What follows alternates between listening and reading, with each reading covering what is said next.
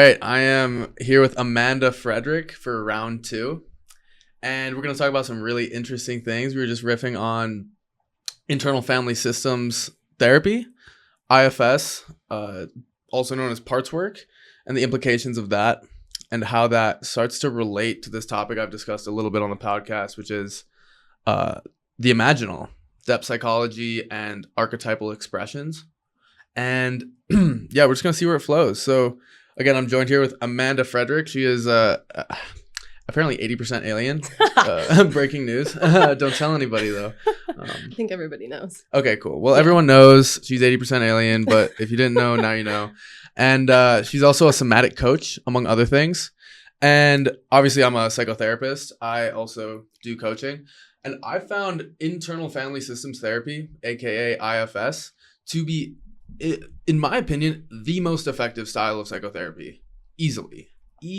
Like, I've had personally for myself breakthroughs doing it on myself, like with an ex when I was like pulling back. I'll tell this story in depth, actually. So yeah, okay. So I was seeing this girl and I had this heavy avoidant attachment style, and I still do to a degree. It's we're becoming more secure, but and I take attachment styles with a grain of salt. Like, I don't like when people really solidify that. We all have happening. We here. all have them. Yeah, and they show up differently with different people. But also, there's more than one way to view what we would call an avoidant attachment style. Like, for instance, from the depth psychology lens, which we'll get into, it's like maybe the angels want something different from you, actually. And who are you to push that away? And recognizing that's actually equally as valid of a perspective as the psychological. But yeah, we give so much power to psychology and move away from the more esoteric, mystical, and inexplicable kind of explanations. And who's to say, what if the angels actually do want something from you? And by definition, in my experience, if I'm moving in a certain way, it's because the angels want it. Nothing here happens against the will of creation. You can tell because it's happening, right? So anyway, circling back, parts work. I remember avoidant attachment style, which is characterized by basically pulling back from intimacy when it gets too deep because it feels unsafe. Mm-hmm. And this relates to, wounds with my own primary caregivers, which I've talked about on this podcast before, I think with you, actually. Mm-hmm. So previous episode, if you want to hear about my traumatic past. But I was with my partner and like everything was cold and numb. And I remember she's like trying to hug me and I couldn't feel anything. And I was just like, I just don't want it. My mind is just finding all the ways this relationship's not going to work. Like all the things that are wrong with her, quote unquote wrong with her. It's in my mind. And I was like, what is this? And like, she's crying and I'm like feeling like, fuck, what's going on with me? Like, I think this is that avoidant attachment. So I was like, okay, at this point I was like kind of versed in parts work. I'd been learning about it for a while. So I was like, I'm just going to do some of this parts work on myself right now. So I was talking to this part that was like cold and cut off and numb. And I was like, what do you need? What do you want from me right now? It's like, I need you to see something. I need you to remember something. And it took me back to this memory. And I was saying this out loud with my partner there. I was in the kitchen and I was like, I'm just going to try this. So I was just speaking to myself and like going through the practice. And basically in parts work, you externalize a part. Say, for me, it's that avoidant attachment style. And we start to talk to it. Understand, again, what it wants, what it needs you to hold, what it needs you to hear and see. And this part, it needed me to go back to my past and remember a very specific memory with my mom. So now we're getting back into the trauma. So, which was actually just like her like screaming at me and like feeling legitimately hated by my mom when I was like a kid. And I remember there was a point when I said that out loud, when I said I felt hated by this woman that I loved. And I was like 12 years old. And when I said the word hated, and it was so hard for me to say, but once I said it, something popped in it just started gushing tears. Yeah. And it was like, and then all of a sudden something shifted and I could feel the warmth from my partner. I could feel her like giving me a hug and I could like something opened. It was like opening to the pain of that trauma when I was like a kid that allowed me to actually connect with her again, my partner at the time. And ever since then, I would say that's a dramatic shift in my avoidant attachment style. And that happened in 20 minutes, doing it with myself. Yeah. And so I want to give you the chance to explain. So I say that basically as a way to just illustrate how like prolific and how beautiful that style of therapy can be. But I want to give you a chance to explain what I guess IFS is from your point of view, how to work with it, and then how you've used it with clients or yourself. Yeah. Well, I think it's really beautiful to, first of all, like be able to have that experience with someone else, like a partner, a friend, whoever it is, because I think the more that we're able to open up to like our own experience and share that, especially in real time, like it's so beautiful. And to be in partnership, friendship, whatever it is with someone, and just have that space be held, and like something is feeling wrong and I don't want to feel wrong. So like, let's see what this is. But IFS, internal family systems, it is basically working with the theory that we all have different parts of us living within us. We have an internal mother, father, inner child. And then we have our overarching self, which is like higher self. It's like the all-encompassing whole part of us that is deeply connected, deeply compassionate, creative. It's like the 9 C's of the yeah, self. and it's calm. It's that part of us that is already whole. Doesn't need to do anything, doesn't need to change anything, always has like our best interest, but is also very open to others. And healing. Yeah. It is naturally actually moving in the direction of those that are hurting, those that are suffering, which aligns actually with the Bodhisattva ideal. And it makes me think this self, the IFS term is when we're unblended with all of these parts that take extremist roles, what's left? And it's this natural, like angelic quality where we're not afraid, we're grounded, we're clear, we're kind, we're compassionate, and we're just trying to heal. And that means those parts of ourselves, and that also means the world around us. When I'm not blended with, again, extremist parts. Yeah. And I think there's something innately spiritual about that, which is like, could we all be angels when we know how to hold and actually heal and integrate all of the parts that we've pushed away for so long? The part of me that felt like, I'm getting chills, so hated by my mom and not knowing why. Being cheated on, which I think I told you about in the last podcast. Yeah. Feeling so much lack, so much humiliation, so much betrayal. All those things I didn't know how to hold and thus pushed away.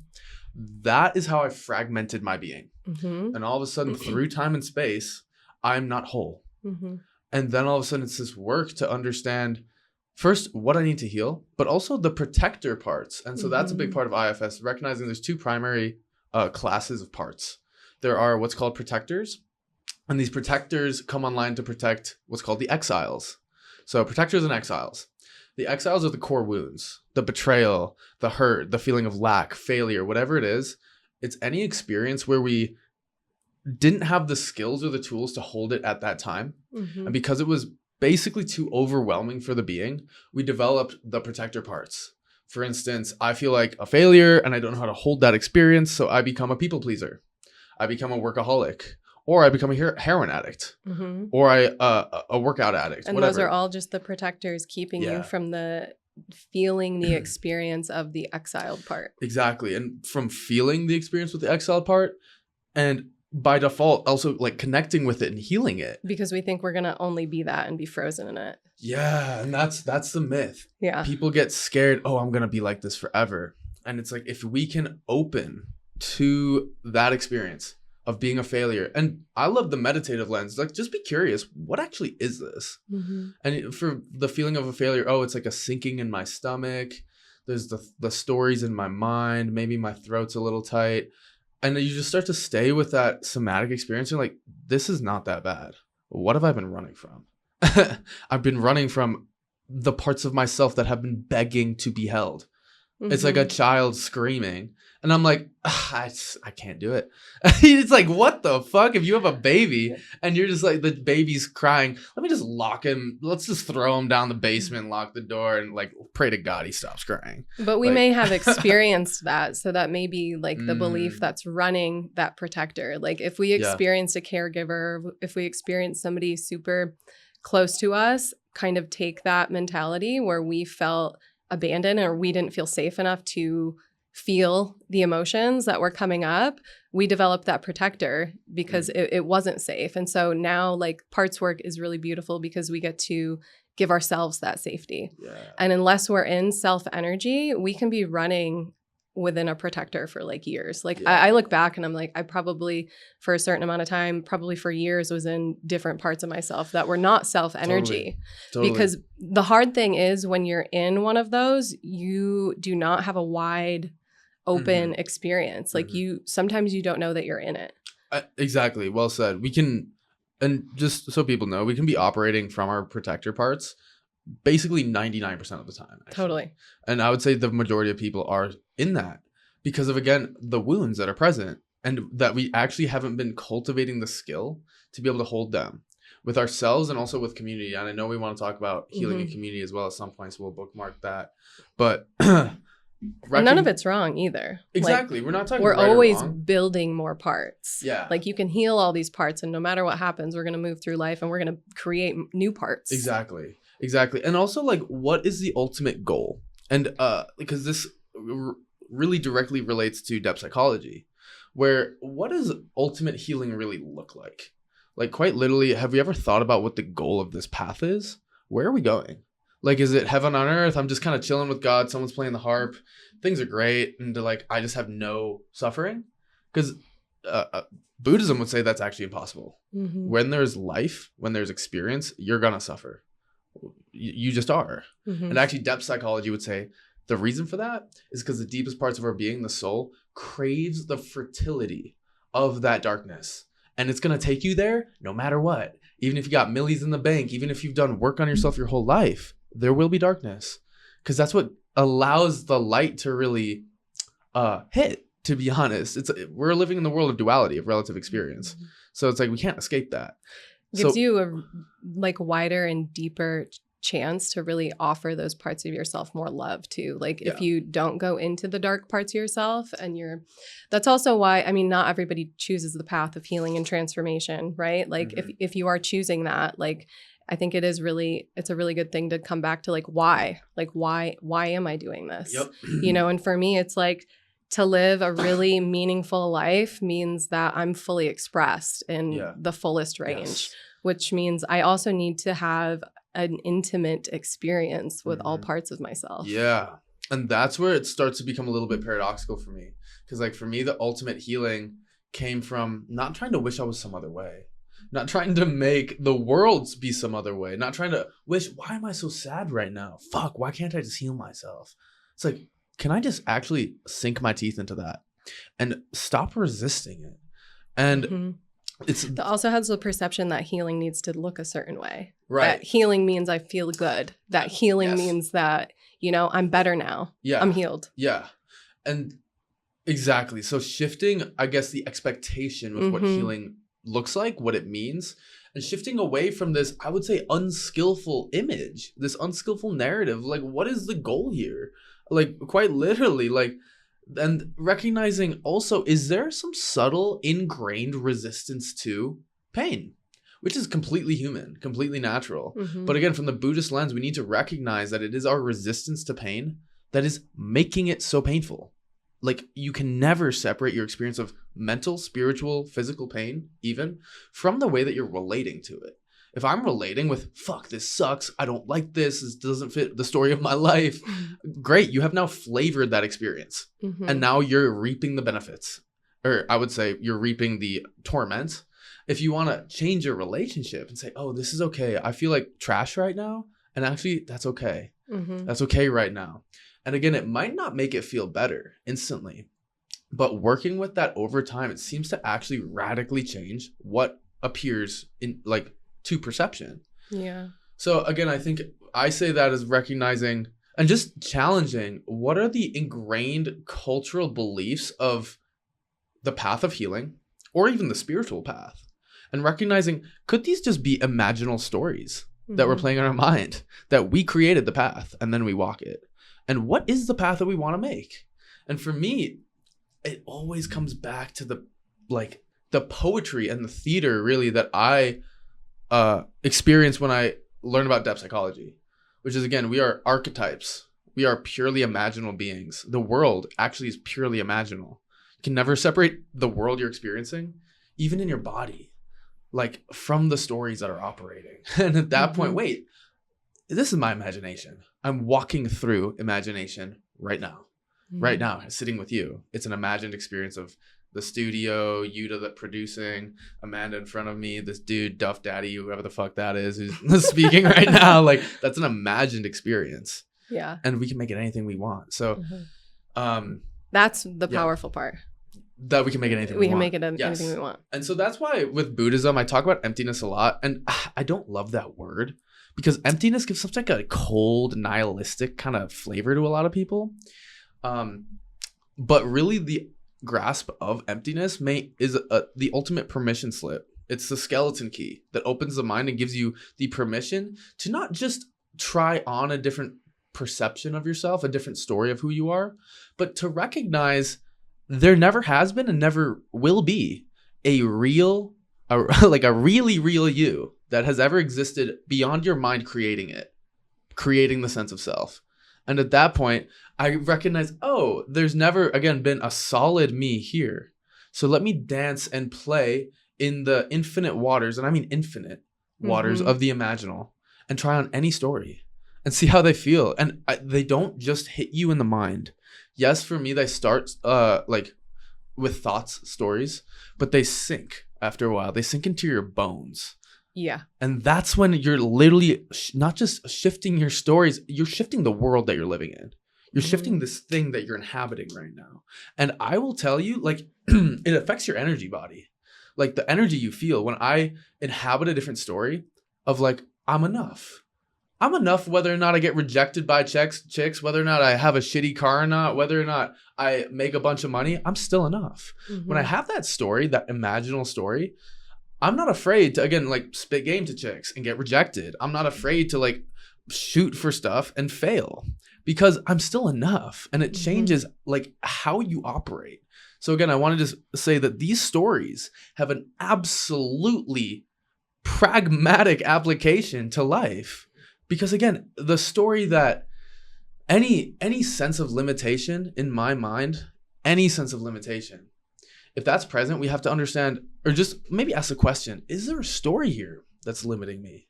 And is it real? And how do I know? And what part of me created this story?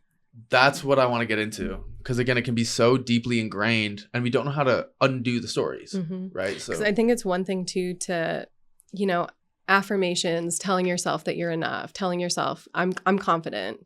I don't care if I'm going to be rejected, you know, like I only make this amount of money and like, that's enough. That's enough. Yeah. That's enough. You can fucking walk around all day long. That's enough. That's enough. That's enough. But also if you don't feel it, I don't think that you can feel it fully until you pay attention to the parts of yourself that still don't believe it. Exactly. Thank you for saying that. That's okay. That integration that's the full spectrum of like, yes, walk around and believe that, say that to yourself, embody that, but also like, the deep embodiment comes when you spend time with the parts of yourself that still aren't believing it. So fire. Thank you for saying that. Yeah. There's correlates between the Buddhist notion of emptiness and dependent origination and parts work. Because what's interesting is the more that I push away a certain part, the more I resist it. Like I feel like a failure, or I feel like I'm whatever. Chicks don't like me, whatever. If I push that part away from me, it actually gets more pronounced. It gets stronger. It's getting pissed. And it's like actually getting more powerful and getting pissed. And when I can integrate that part of, so what? I feel like a failure sometimes. And actually that's okay. And I'm going to hold that part like I would a little baby. And it's going to be crying. And I'm like, it's okay. I can keep holding you. And that failure, eventually, it stops crying. And the same is true of the part that feels like a failure. And then I'm not trying to convince myself of anything. I'm just good.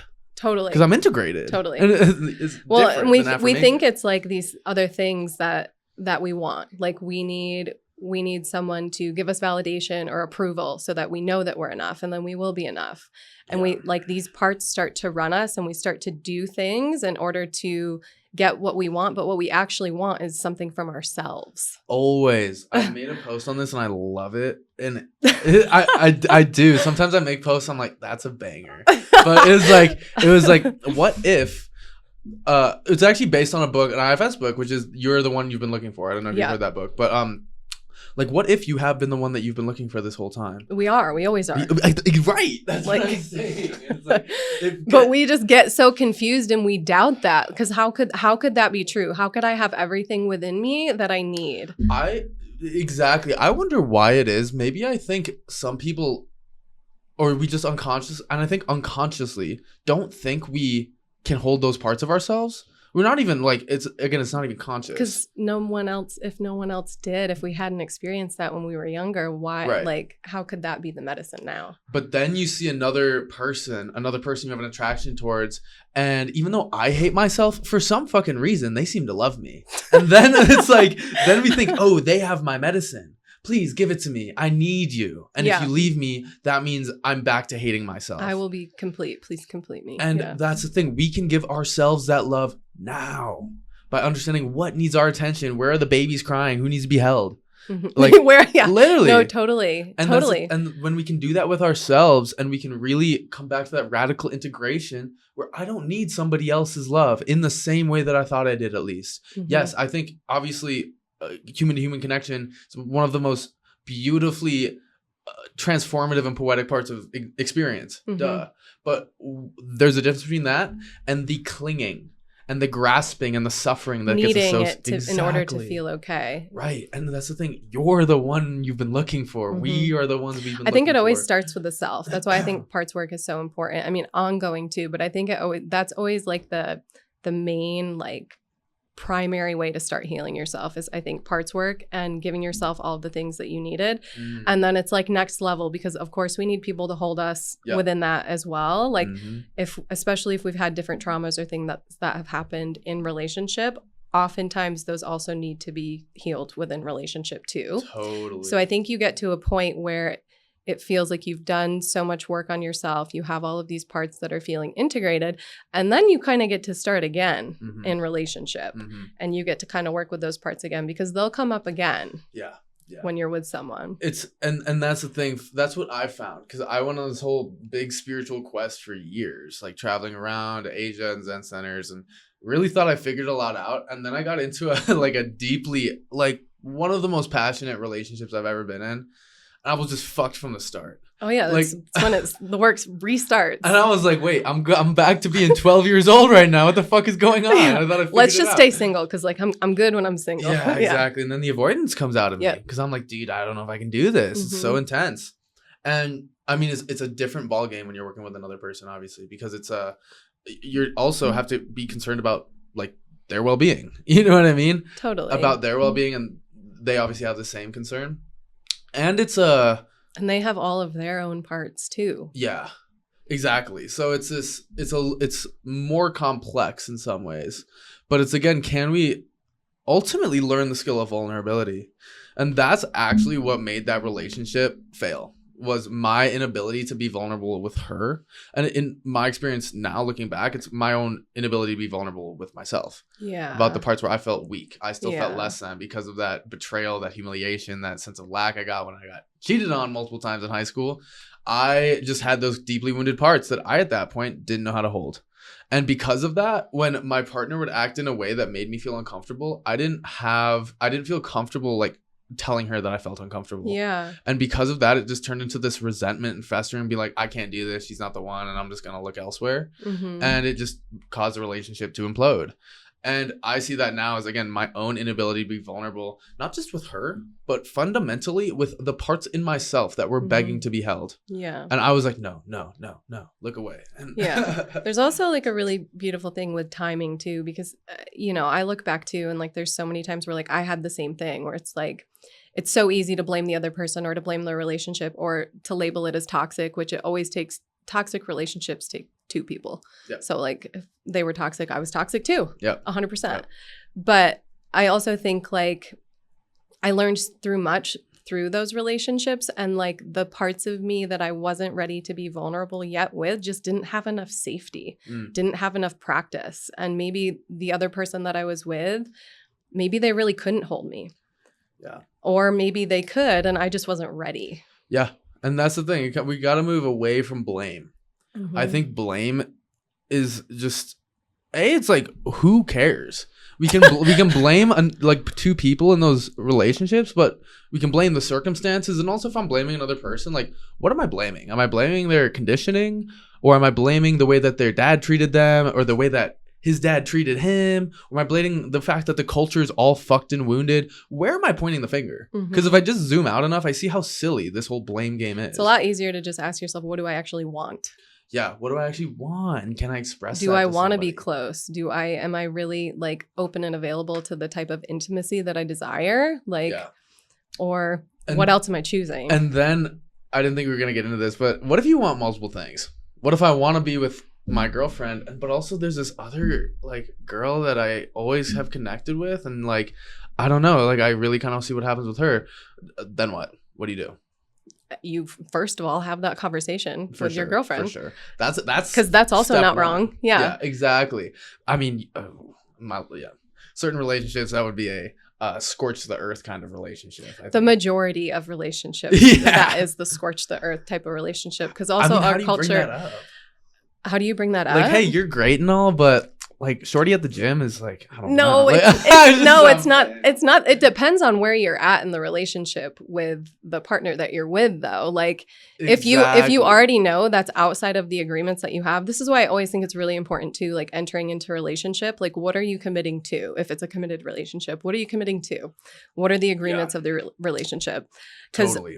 also, it's very healthy to have, attraction, desire, to have all of these things with multiple people, even if you're committed to someone. Yeah. Like, that's all healthy. Our culture just And shuts that natural. off. And we think, oh, if I have an attraction to somebody else, oh, I'm wrong, and I hope she doesn't find out. And it's like, bro, you're a human being. Yeah. I guarantee she has the same feelings. And the fact that is so like shamed and thus pushed away is what makes it so difficult. And Like, also what brings so much more charge and desire for people to explore it, because it's so Yeah. shamed and it's so fucking hidden. It's so Instead, if you taboo. were just like, hey, this is really hard for me to share with you, Yeah. and I care so much about you, and I Yeah. want to know how this lands with you, but I'm starting to notice a pull and an attraction to somebody else, and I want to have an open, honest, loving conversation about it, and I really care about how this lands with you too. Are you open to having a conversation?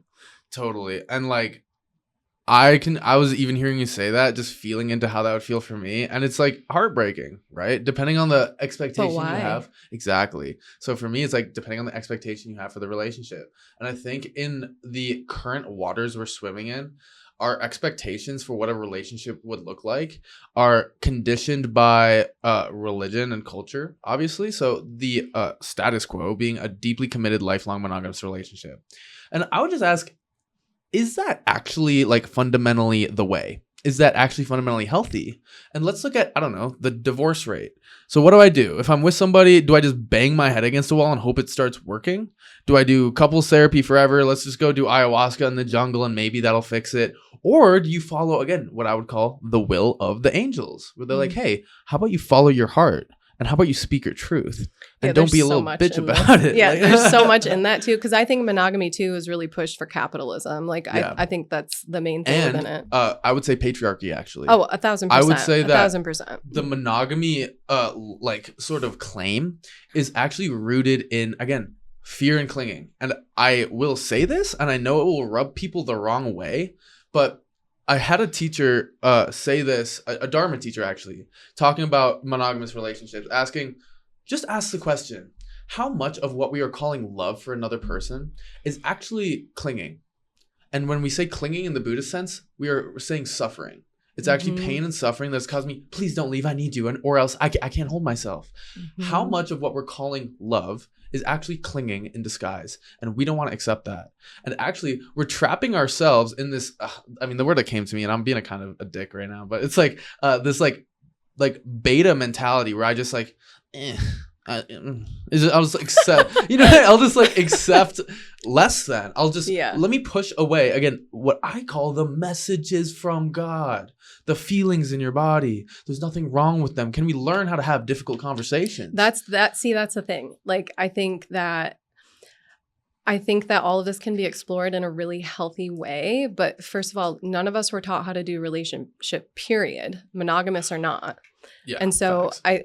I think like the main thing that we're missing is like the loving communication around it. We also, the majority of us don't have like an actual real frame for what love is. Like the majority, like what we saw growing up and what we see the majority of people, what love is for them is what you just explained, which is just like the clinging and the holding, and love is open. Love is like unconditional love. It's like I'm going to choose me and I'm going to choose you. Also, there are conditions within relationship 1,000%. And that's totally okay. There should be. But like, I'm going to love you, and if you choose to do that, I'm still going to love you, but I get to decide whether or not that works for me. So I've heard it put like this, where there's different flavors of love. For instance, what's called agape, which is that universal sort of Christ consciousness love, where like, and the Tibetans would say the highest form of love is love with no object. And that sort of is that Christ consciousness, where whatever my awareness hits when I'm in that agape love, it just gets flavored in pure love, perfection, the way that it is. And there's something so beautiful about that I think we can, I mean, I would say humanity and individuals would really benefit from cultivating intentionally. And that's where, again, the imaginal experience of the Christ that is, you know, occurring in churches all the time connects people with agape, with that Christ consciousness kind of love. And that's not the only means of doing it. Obviously, the Tibetan tradition has the same goal, which is the highest form of love is love without an object. So on one hand, we have agape, and then on the other hand, we have what's called, you know, eros. We have desire. What's interesting with eros is actually that while agape tends to unify and the separation between self and others tends to blur and dissolve, which is interesting, eros does the opposite. It actually creates a more solid distinction between self and other. Because I can't have eros for another being if we're all one. It doesn't work like that. We need to invoke separation so that I can have that desire to merge with. And so, and there's nothing wrong with that. But with eros is also tending to be conditions. Like I, you know, will love you, but you have to love me back and hold me. Yes, of course. And that's not wrong. But and again, there like, I hesitate with using like a hierarchical term to say better or worse. Agape versus eros is just different. You know? Totally. And I think we need balance. Totally. Because we get caught in the eros, and that's when, I don't know, it turns into just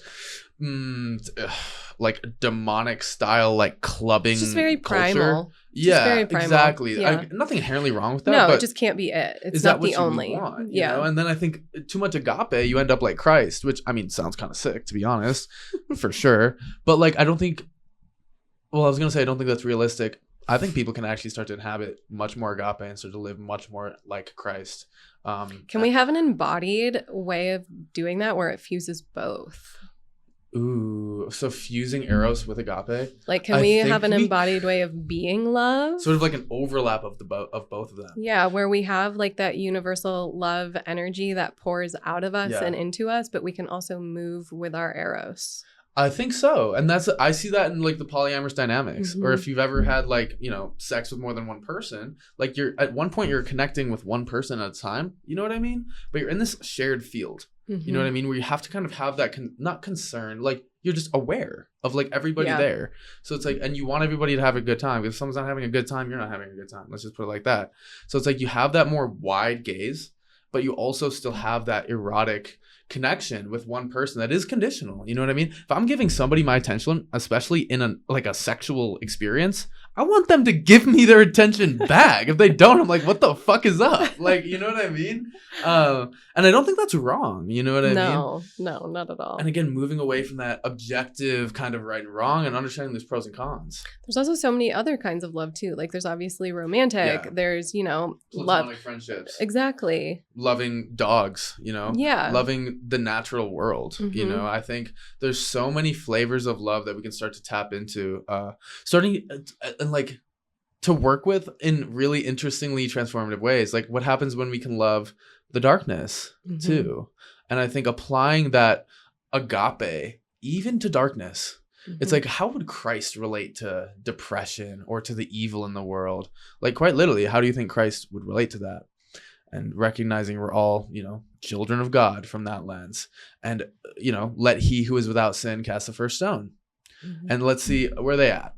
You know what I mean? And there's something so beautiful in that. And so, yeah, I think we can bring this all back to parts as well, which is I think in order to be able to have those more direct experiences of agape, actually, maybe what we need to do is actually just remove all the obstacles that are in the way of that. Mm-hmm. And it reminds me of a Rumi poem, actually, which I might butcher, but it's something like, your job is not to seek for love. Your job is simply to remove all the obstacles in its way. And asking the question, what is between me and that universal love, creativity, compassion, kindness, the big S self in IFS language. And it would be these parts that from the IFS lens, these parts, there's nothing wrong with any of them. Again, one of the great IFS books is called No Bad Parts. They all have your best interest in mind. They all just are actually trying to look out for you. Even something as dramatic as a suicidal part actually is trying to protect you, which is, again, so like out of left field at first. But when you start to talk to it, like, what do you want from me? Why are you haunting me like this? And it'll say something like, I just want to keep you safe from this feeling of rejection or feeling like you're not enough. And it's like, oh. And then you start to relate to it much differently, where it's not this crazy resistance, where obviously like suicidal ideation is scary, you know? So it's like, of course you would naturally resist that, but it's in that resistance where that part isn't going to get louder. So it's like, it's through that understanding where, oh, you're trying to help me. And then you can actually say, this classic IFS practice, which is, can you say thank you actually to this part? Can you let it know how grateful you are that it showed up and tried to help you, even in this weird kind of way? Yeah. And when the part hears that, it can start to relax. It can start to be seen and be heard and be like, yes, thank you. That's what I've been trying to do this whole time. And it feels heard and seen, and it can kind of, again, become, in the IFS terms, less extreme, where it can kind of relax and blend back into the backdrop in a sense. And then when all there's more spaciousness. Yeah. And then from those, when we can start to relate to all of our parts like that, we have more of those self-led experiences where I think agape just tends to shine naturally, actually. And that's the thing about being self-led from the IFS perspective, which is when we are being self-led, we actually move in the direction of suffering. And when I say that, I mean, you're so whole, you're so at peace, you're so grounded, you're not afraid of the suffering, and you can hold it. And then you go towards not just the suffering in yourself, but also to the suffering in the world. And that's where this psychotherapeutic modality, IFS, seems to be innately spiritual, actually, because it seems like all of us at our core, all of us, when we're not being blended with these extremist parts, is like an angel. Like we just want to help. I think it's interesting too, because even when you get to being more in self energy, like you said before, like we have an aversion to pain. There's also the experience of continuing to choose pain just because it feels so natural and normal, and we've been there for so long. There's actually a lot of people that once they get into self energy, it's painful to continue to choose joy, and it's like right there. It's like right there. But if we hadn't had like a lot of safe experiences, like if we were a kid and we were having a lot of fun, or we were loud or whatever, and we were so in our joy, but then we got yelled at, it's like I'm finally able to like move towards that, but there's still a little bit, it's like some people have more resistance to that than they do choosing the pain. Yeah. And I would say, well, what's interesting, what's coming to my mind is that's where like something like music festivals and actually really good sex come in, where it's like you start to, and we've talked about this before, is opening up to pleasure and the ecstasy of like, being on a bunch of mushrooms and dancing with all your friends at like 4 a.m. Like that's like ecstatic, totally. Same with like really good sex, like high quality sex, high quality connection. And I think allowing yourself to taste that pleasure is medicine. You're like, again, like you said, you're the expert on this, is like recognizing it's safe. Yeah. I have my clients too, sometimes when they're just getting used to like being in the somatic experience of like joy and pleasure, I have them set like joy alarms on their phone for like 3 minutes. And just like once a day, go into the experience of joy, whether it's like play one of your favorite songs, like whatever it is to get you into that space, to like gradually titrate into that feeling safe. Yeah, it's totally. Really powerful. Yeah. And I've been reading this book on tantra, like tantric, specifically sexual tantra, and it's it talks about sort of the fruits of that path, where when you and your partner, ideally, or whatever, multiple partners, are so tapped into the energy where you can start to cycle it in a way where it's again, I would say a full body orgasm. And I've had, I would never say a full body orgasm, but to the point where I feel the energy like moving down my thighs and like moving kind of up through my arms. And it's like you're orgasming in your arms. And so it's like, I felt that a little bit, but they say you can have these experiences where it's a full body white light orgasm. That's the word they use, for like 10 minutes. And they say the fruit of that actually changes your whole experience of life. Where we are actually so cut off from ecstasy and bliss like that, where when you can actually just taste that intensity and duration of bliss in life, it fundamentally changes you.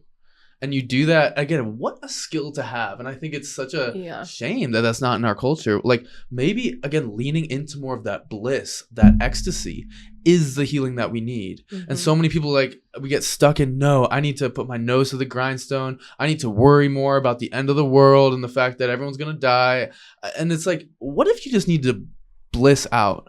And like come really hard, or don't come and circulate the energy for 10 minutes so you're glowing for the rest of your life. And or go outside and like lay in the sun, or like what is it that sounds really good for you? Like Feel what would feel good? Feel good. Yeah. Who are the people in your life that feel really good to be around? Like what sounds fun? Why do you think we've been conditioned out of that? Do you think we've been conditioned out of that? Do you think people get hypnotized by fear? Like Well, I think some of it happens in childhood, like whatever experiences we had around play and joy. Like I think that can cut us off for sure.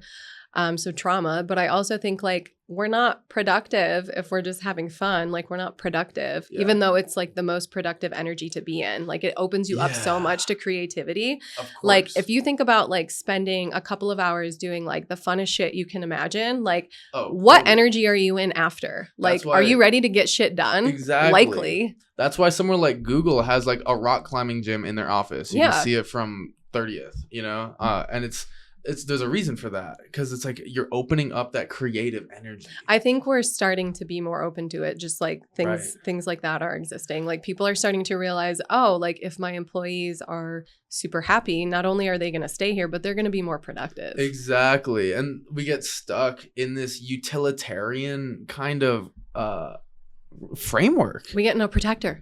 Yeah, exactly. We got to talk more about the protectors operating, not just at the individual level, but the collective level. So the protector of, I need more money. We need to make sure we're better than the competing businesses. So everybody get to work. Come on, 5-minute breaks. And it's like that kind of fear, really. Yeah. And there's some part that's not being held there. Maybe what happens if I do fail? What happens if I don't have enough? If I slow down, I'm going to die. Yeah.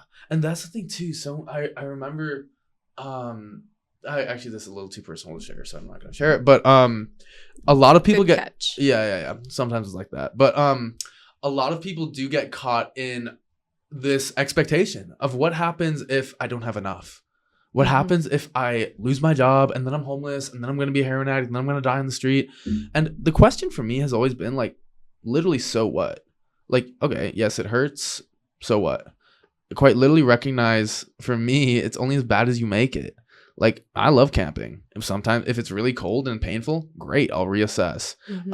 If even like that's the thing, but we get so trapped in like the fear of, for instance, losing it all. I'm not gonna have enough, whatever that means. What is enough though?